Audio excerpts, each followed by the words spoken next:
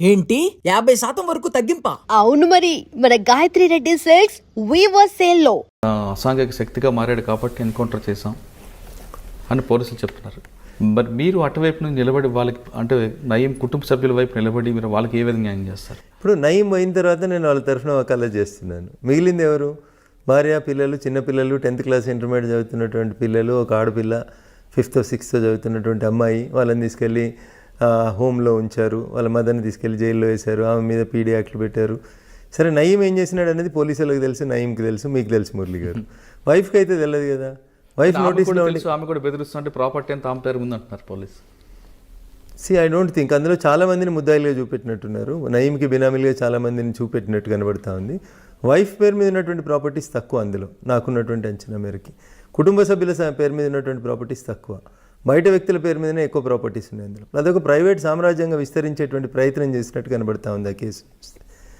దాంట్లో కూడా I don't think the investigation is proper Murali గారు. ఎందుకంటే ఎప్పుడో 15 సంవత్సరాల క్రితం తూపురానికి వెళ్ళి తీసుకుపోయినా ఆయన చంపేసిండు నయీమని 15 సంవత్సరాల తర్వాత ఛార్జ్షీట్ వేస్తే ఏం మిగులుతుంది కేసులో మురళి గారు? మీరు చెప్పండి. ఎక్కడో శ్రీశైలంలో మర్డర్ చేసిరంటారు, శవం దొరకది, చంపిన వాళ్ళు లేరు, డైరెక్ట్ ఎవిడెన్స్ లేదు.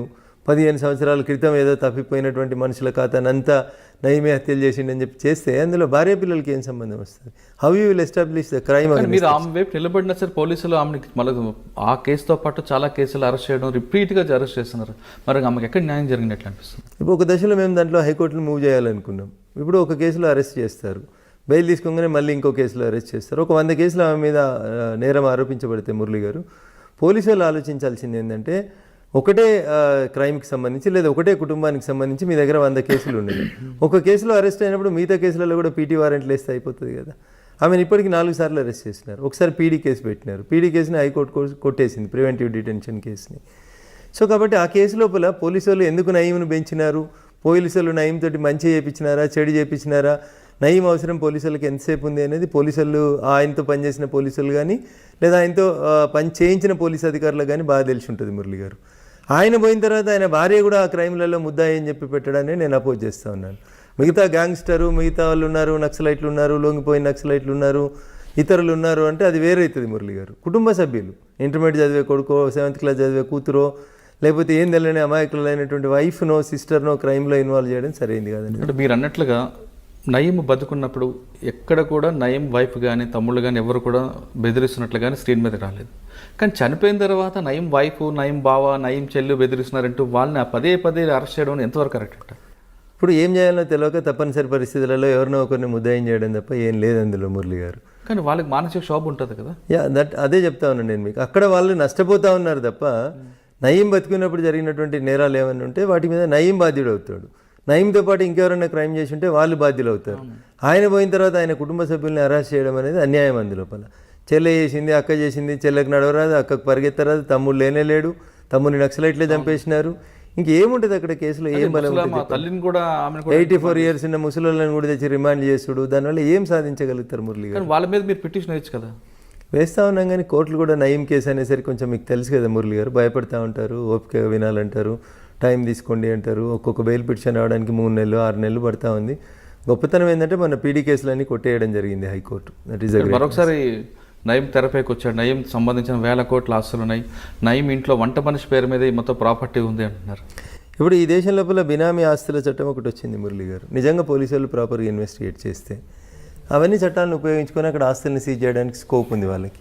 కానీ వేగగా పోయి వాళ్ళ పేరు మీద ఉన్నటువంటి ఇండ్లను వాటిని మేము సీజ్ చేస్తామని అంటే దాని చట్టం ఒప్పుకోదు కదా. పోలీసు వాళ్ళకి ప్రైవేట్గా వెళ్ళి ప్రాపర్టీస్ని సీజ్ చేసేటువంటి రైట్ లేదు కాబట్టి ఆ కేసు కోర్టులో నిల్చోలేకపోతా ఉందనేది నాకున్నటువంటి లాజికల్ ఆర్గ్యుమెంట్. అందులోపల ఇల్లు సీజ్ చేసినామంటారు, ఎట్లా సీజ్ చేస్తారు? ఏ సెక్షన్ కింద సీజ్ చేస్తారు? మీరు ఏం కేసులు పెట్టిరు వాళ్ళ మీద? బినామీ ప్రాపర్టీ చట్టం పెట్టినరా, లేకపోతే మనీ లాండరింగ్ పెట్టినరా? ఏ కేసు కింద నీకు ఇల్లు సీజ్ చేసే అధికారం పోలీసులకు ఉంది భారతదేశంలో? చెప్పండి. ప్రాపర్టీ సీజ్ చేసే రైట్ పోలీసులకు ఎక్కడుంది? ఏ చట్టం కింద సీజ్ చేస్తారు? దానికి ఆన్సర్ లేదు. వాళ్ళకి కూడా తెలుసు కేసు పోతాదని, కానీ ఇప్పుడున్న ప్రజలు బట్టి చేశారని అనుకోవచ్చా మనం? అంతే, టెంపరీగా ఆ రోజు జనంలో ఒక రకమైనటువంటి అది క్రియేట్ చేయడానికి చేస్తున్నటువంటిది తప్ప అందులో శాంక్టిటీ పెద్దగా ఏం కనబడట్లేదు మురళి గారు. ఆ కేసులలో బలం ఉన్నట్టు నేనైతే ఫీల్ కావట్లేదు. ఓకే, నయీం కేసు తర్వాత మీరు ఇంకా డ్రగ్స్ కేసుకు వచ్చినప్పుడు మీరు చూసినారు, డ్రగ్స్ కేసు లోపల కూడా సినిమా ఇండస్ట్రీ మీద పలు ఆరోపణలు. బేసికల్గా అక్కడ ఇన్వెస్టిగేషన్ జరగాల్సింది స్కూళ్ళలో చిన్నపిల్లలకి డ్రగ్స్ ఎట్లా వచ్చినాయి అనేది ఇన్వెస్టిగేట్ చేయాల్సిన కేసుని దాన్ని తీసుకెళ్ళి ఎవరో సినిమా వాళ్ళు సప్లై చేసిరని, సినిమాకి వెళ్ళి నిర్మాతలకి వెళ్ళి హీరోలకి వెళ్ళి హీరోయిన్లు, దాన్ని ఏదో సంచలనమైనటువంటి కేసుగా డైవర్ట్ చేసేటువంటి ప్రయత్నం చేసిరు తప్ప మొదట మనకు అనుమానం వచ్చింది మీడియాలో వచ్చింది ఎక్కడ వచ్చింది, స్కూల్ పిల్లలకి డ్రగ్స్ ఎక్కడి నుంచి వస్తున్నాయి అనేది, ఒక కార్పొరేట్ స్కూల్ దగ్గర అమ్ముతున్నారు అనేది బేసికల్గా ఇష్యూ స్టార్ట్ అయింది మనకి. దాన్ని ఆ దిశగా డ్రైవ్ చేయకుండా దాన్ని తీసుకెళ్ళి సినిమా ఇండస్ట్రీకి లింక్ చేసి, సినిమా ఇండస్ట్రీలో కొంతమంది పెద్దవాళ్ళకి లింక్ చేసి దాని ద్వారా ఏదో చేసుకున్నారని, డబ్బులు పెద్ద మొత్తంలో చేసినాయని, ఇట్లాంటి వాటిల్లో అక్కడ కూడా నేను అపోజ్ చేసింది ఎప్పుడు మురళి గారు, పోలీస్ స్టేషన్కి పిలిచి మీ గోర్లు ఇవ్వండి, మీ వెంట్రుకలు ఇవ్వండి, మీ రక్త నమూనాలు ఇవ్వండి అని 10వ అంతస్తులో కూర్చోబెట్టి చుట్టూ 10 మంది పోలీస్ అధికారులు నిల్చొని తీసుకునే రైట్ మీకు ఎక్కడుంది అని అడిగిన నేను మురళి గారు. అక్కడ నేను ప్రశ్నించిన, నేను పోలీసులు తప్పు చేసినప్పుడు సార్ మీరు చేస్తుంది తప్పు అని అంటున్నా నేను, అంతకుమించి మీరు ఇన్వెస్టిగేషన్ చేయొద్దని నేను ఎప్పుడు చెప్పలేదు. ఏ చట్ట ప్రకారం నువ్వు అది తీసుకుంటున్నావు, హెయిర్ తీసుకోవాలని నువ్వు అనుకున్నావు, సో ఈ గివ్ హిమ్ ఏ నోటీస్, ఆయనకు నోటీస్ ఈ ప్రొసీజర్ ఏం చెప్పింది కోర్టు ప్రొసీజర్ ప్రకారం unless and until drunk and డ్రైవ్లో తప్ప మిమ్మల్ని తీసుకెళ్ళి టెస్ట్లు చేయించి మిమ్మల్ని మీ శరీరంలోంచి ఆల్కహాల్ ఉందా లేదా అని చెప్పి టెస్ట్ చేసేటువంటి పరిస్థితి మీకు డ్రంక్ అండ్ డ్రైవ్ కేసులలో మినహా పోలీసు వాళ్ళకి మీ శరీరంలోంచి ఒక భాగం తీసుకొని పోయే అధికారం ఎక్కడిది? గోర్లు ఎక్కడికి వెళ్ళి తీసుకుంటారు, వెంట్రుకలు ఎట్లా తీసుకుంటారు? తీసుకోమని నీకు చట్టం చెప్తే ఏ చట్ట ప్రకారం తీసుకుంటున్నావో నాకు నోటీస్ ఇవ్వమని అడిగాను నేను. సో అక్కడి నుంచి ఈ మొండితనం, ఈ గొడవలు స్టార్ట్ అవుతున్నట్టు కనబడుతుంటుంది మురళి గారు. దాంట్లో కూడా హైకోర్టు అదే చెప్పింది, మేము కేసు ఫైల్ చేసిన తర్వాతనే మీరు ఎవరిని పిలిచినా వాళ్ళ కాన్సెంట్ లేకుండా వాళ్ళ శరీరంలోని ఏ పార్ట్ కూడా తీసుకోవద్దు అని చెప్పింది. అది నేచురల్ జస్టిస్ మురళి గారు. అది అక్కడే గొడవ స్టార్ట్ ఆ కేసులో అంత హైప్ తీసుకొచ్చిన పోలీస్ ఆఫీసర్స్ అంటే ఎక్సైజ్ డిపార్ట్మెంట్ తర్వాత చార్జ్ షీట్ వేసిన అంత పెద్ద ప్రయోజనం కనిపించట్లేదు. ఏం పర్లేదు, కొండందవి ఎలుకను కూడా బట్టలేకపోయినారు మురళి గారు. నేను అదే చెప్తా ఉన్నా మీకు. When you have consumed a drug or myself I have consumed a drug అనుకోండి, అది ఎంతకాలం ఉంటుంది మన శరీరం లోపల, ఏ రోజు కన్జ్యూమ్ చేసిన డ్రగ్ ఎక్కడిది, ఇండియాలోకి ఎప్పుడు వచ్చింది, సప్లై చేసింది ఎవరు, తీసుకెళ్ళింది ఎవరు, ఇట్లా అసలు ఏమైనా సైంటిఫిక్ ఎవిడెన్సే లేకుండా మురళి గారు సంచలనాల కోసం కేసులు చేస్తాం, టీవీలలో బ్రేకింగ్ల కోసం స్క్రోలింగ్ల కోసం కేసులు చేస్తామంటే ఎట్లా కుదురుతుంది మురళి గారు? ఇప్పుడు మీరు చెప్తున్న డ్రగ్ కేసులో కూడా మీకు తెలుసు, జనానికి తెలుసు ఆ కేసులో ఏం జరగదు, మీరే అంటున్నారు కొండంతా వెలంకి పట్టేట్లు, కానీ వాళ్ళకి జరగాల్సిన డ్యామేజ్ ఆల్రెడీ జరిగింది కదండి. సో లాభం జరిగిందా దానివల్ల నష్టం జరిగిందా అనేది నేను ఇప్పుడే చెప్పలేను సార్ మీకు. సో కొంత సినిమా ఇండస్ట్రీ భయపట్టింది, కొందరు సినిమా హీరోలు ఆందోళనకు గురైనారు, డబ్బులు ఖర్చు పెట్టుకున్నారు, రకరకాలైనటువంటి ఇబ్బందులు పడ్డారు అనేటువంటి మాట వాస్తవం మురళి గారు.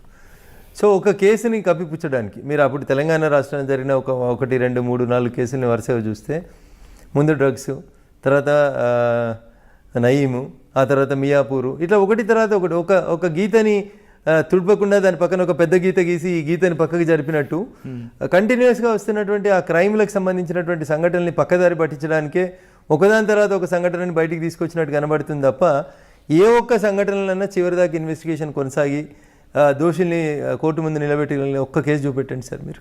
అదే మీరు చెప్తున్నారు ఒక కేసు కూడా ఓటుకు లేదు, మియాపూర్ భూములు సార్. నిజామాబాద్లో మీరు చూసినారు, అక్కడ బార్డర్ దగ్గర చెక్ పోస్ట్ దగ్గర 250 కోట్లు దొంగ రిసిప్ట్లు ఇచ్చినారని, సేల్స్ ట్యాక్స్లు, కమర్షియల్ ట్యాక్స్లలో పెద్ద కుంభకోణం జరిగిందని, సిఐడి ఎంక్వైరీ అవుతుందని, ఇది అవుతుందని, ఏది కానీ మీరు చెప్పండి, సంచలనం కోసమే చేసిరు తప్ప whether anybody is properly penalized or whether anybody is properly charge sheeted అనేది ఒక కేసు చెప్పండి సార్ నాకు.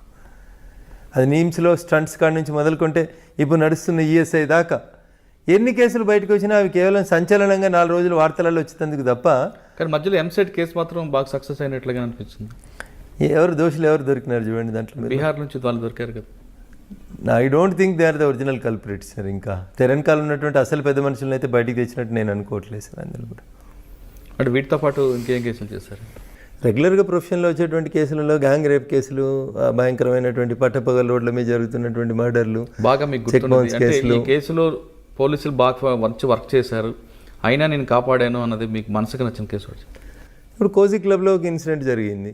కోజీ క్లబ్లో ఒక అమ్మాయి అబ్బాయి కలిసి వచ్చారు, ఒక ఇన్సిడెంట్ జరిగింది. బాయ్ ఫ్రెండ్ గర్ల్ ఫ్రెండ్ కలిసి వచ్చారు. లివింగ్ టుగెదరే తప్పు కాదని సుప్రీంకోర్టు చెప్పినాక మీరు నేను చేసేది ఏం లేదు కదా మురళి గారు. సో అనుకోకుండా అక్కడ మేనేజర్ రూమ్లో ఉన్న ఒక ఎయిర్ గన్ తీసుకొని అమ్మాయి ఆ అబ్బాయిని ఏదో మజాక్లో ఇట్లా అంటే అది ట్రిగ్గర్ ఫైర్ అయింది, ఆ పిల్లోడ్లోంచి బుల్లెట్ పోయింది. సో దాంట్లో బాధాకరమైనటువంటి విషయం ఏంటంటే అమ్మాయి ఈజ్ ఇన్నోసెంట్, ఏం తెలియదు, ఏదో కామెడీకి వచ్చినారు వాళ్ళు, అమ్మాయి అబ్బాయి కలిసి సరదాకు వచ్చేపు గడుపుదాం అనుకొని వచ్చినటువంటి సందర్భంలో అనుకోకుండా వాళ్ళకు తుపాకీ కనబడింది. అది బొమ్మ తుపాకీ అనుకుంది, but it is an air gun. Unfortunately air గన్తో కొడితే కూడా చనిపోయినటువంటి సంఘటన అది కోజీ క్లబ్. సో దాంట్లో అమ్మాయి తరఫున చేయాల్సి వచ్చింది తప్పనిసరి పరిస్థితుల్లో. తను ఒక అడ్వకేట్ కుటుంబానికి సంబంధించినటువంటి అమ్మాయి కాబట్టి పేర్లు అవన్నీ బయటకు వస్తే ఇబ్బంది అని చెప్పి అక్కడ స్థానికంగా పోలీసులు సరిగ్గా వర్క్ చేయలేదంటారు అప్పుడు. So I don't blame the police, but మాకుండేటువంటి అడ్వకేట్గా మాకుండేటువంటి అడ్వాంటేజెస్, క్లయింట్లకు ఏదైతే benefit of doubt should be given to the accused అనేటువంటి ఆ లాస్ట్ లైన్ ఒకటి ఉంటుందో అది, plus establishing the link from A to Z. English అక్షరాలు రాస్తే ఏ నుంచి జెడ్ దాకా రాస్తేనే మొత్తం ఆల్ఫాబెట్స్ కంప్లీట్ అయినట్టయితే మధ్యలో అక్కడొకటి అక్షరాన్ని మనం లింక్ బ్రేక్ చేసినాం అనుకోరు మురళి గారు, you don't see that chain will be complete. అట్లా బ్రేక్ చేస్తాం. 302 పెట్టడంతో పాటు ఎఫ్ఎస్ఎల్ పంపడం, లోకల్గా అన్ని ఎవిడెన్స్ తీసుకొచ్చారు. సంఘటన జరిగిన తర్వాత ఫస్ట్ పోలీసు వెళ్ళడం, మీడియా కూడా దూరం పెట్టడం, అది ప్రాపర్గా జరిగిందని అనుకుంటున్నాం. మరి కానీ మీ ఎక్కడ బ్రేక్ దొరికింది? నేను అదే చెప్తా ఉన్నాను సార్, ఇన్వెస్టిగేషన్లో మాకు చాలా లాక్యునస్ దొరుకుతాయి సార్. Not one issue. ఆ కేసు లోపల మనం సంఘటన స్థలాల్లో వాళ్ళు వెళ్ళి రూమ్ బుక్ చేసుకున్న దగ్గర నుంచి మొదలుకుంటే, రూమ్ బుక్ చేసి ఉండాలి కదా ఫస్ట్. మనం కోజీ క్లబ్లో మనం ఒక రూమ్ తీసుకున్నట్టు ఉండాలి కదా. అక్కడ నుంచి మొదలుకుంటే అక్కడ ఉన్న వాచ్మెన్ దగ్గర నుంచి అసలు ఎయిర్ గన్ ఎక్కడిది, ఎయిర్ గన్లో పెల్లెట్ ఎక్కడిది, 100 ఇష్యూస్ ఉన్నాయి సార్ అందులోపల. అంతా టెక్నికల్ ఎవిడెన్స్. పేరు మార్చి తీసుకున్నట్టుగా తెలుస్తుంది. లేదు సార్, లేదు. వాళ్ళ పేరు మీద తీసుకున్నారు. ఒరిజినల్గా వాళ్ళ పేరు మీదనే తీసుకున్నారు, అన్నీ వాళ్ళే చేశారు. అంటే ఎక్కడ మీకు బ్రేక్ కనిపించిందండి? అంటే సైంటిఫిక్ ఎవిడెన్స్లో బ్రేకేజ్ వచ్చింది అక్కడ. మళ్ళీ నేను చెప్తా ఉన్నా, మీకు ఆ ఎయిర్ గన్ మీద ఫింగర్ ప్రింట్స్ తీసుకోలేదు, ఆ అమ్మాయి ఫైర్ చేసిందని చెప్పి చెప్పలేదు, అమ్మాయి రూమ్లో ఉంది అని చెప్పి ఎవరు సాక్ష్యం చెప్పడానికి కూడా చెప్పలేదు అక్కడ. సో ఇవన్నీ సో మెనీ ఇష్యూస్. వాళ్ళ పేరెంట్స్ కూడా కోర్టుకి ప్రతిసారి కంప్లైంట్ చేసేవాళ్ళు, చనిపోయిన అబ్బాయి వాళ్ళ పేరెంట్స్. అమ్మాయి చంపలేదు, వేరే వాళ్ళు చంపినారు, ఆ కేసుని ఆ దిశలో ఇన్వెస్టిగేట్ చేయండి అనేది వాళ్ళు రకరకాల కంప్లైంట్స్ పెడుతూ వచ్చినారు. ఫ్యామిలీ ఒకవైపు రావడం కూడా ప్లస్ అవుతుంది అంతే కదా.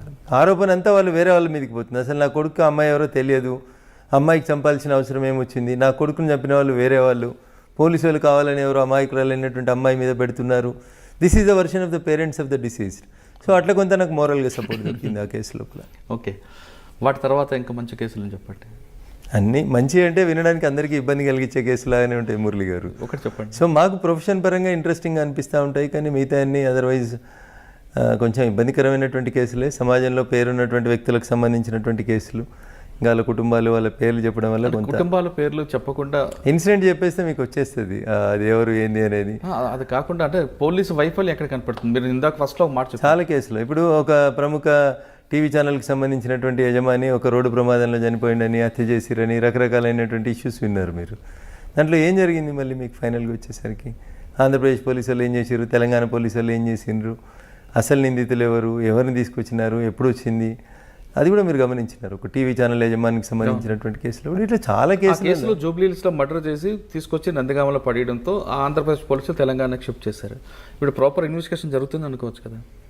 జరిగిందనే అనుకుందాం, but we have our own interest in that case కాబట్టి రకరకాలైనటువంటి ఆరోపణలు అంటే చాలా కేసులు మురళి గారు. దీనికి అన్నిటికీ మూల కారణం I don't want to blame the system of police, only the issue వాళ్ళకి సరైనంత సమయం ఇవ్వట్లేదు వ్యవస్థ.